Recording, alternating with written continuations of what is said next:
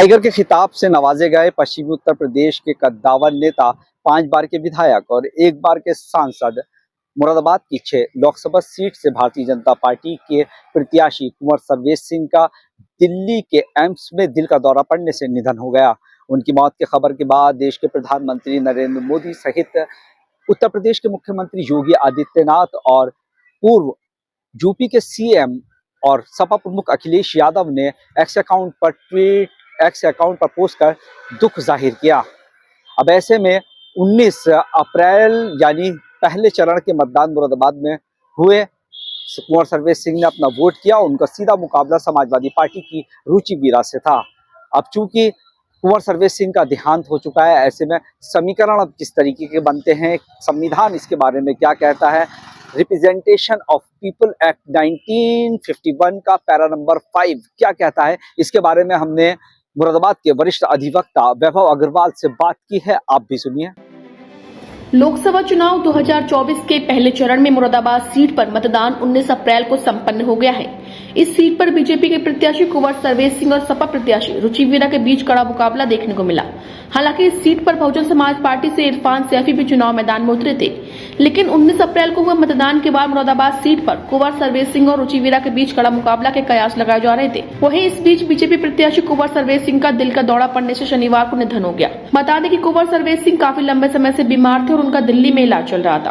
पहले चरण के चुनाव में उन्होंने 19 अप्रैल को मुरादाबाद के रतुपुरा में अपना मतदान किया और देर शाम रूटीन चेकअप के लिए दिल्ली रवाना हो गए। वहीं 20 अप्रैल की दोपहर दिल्ली के एम्स में इलाज के दौरान उनका दिल का दौरा पड़ने से निधन हो गया। ऐसे में मुरादाबाद सीट पर चुनाव संपन्न होने के बाद भाजपा प्रत्याशी की मौत होने से क्या चुनाव दोबारा होंगे? इस मामले में संविधान क्या कहता है?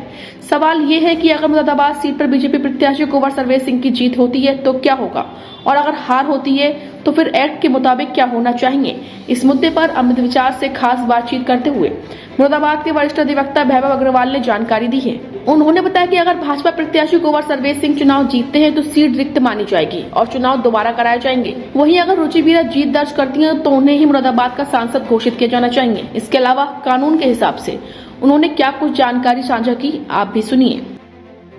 ये बहुत दुर्भाग्य का विषय है कि भारतीय जनता पार्टी के एक दिग्गज नेता का स्वर्गवास हो गया, और लेकिन इसमें विधिक रूप से रिप्रेजेंटेशन ऑफ पीपल एक्ट 1951 का जो है अध्याय 5 ये कहता है कि यदि किसी विनिंग कैंडिडेट का स्थान रिक्त हो जाता है तो दोबारा से चुनाव के लिए प्रावधान इसमें दिया गया है।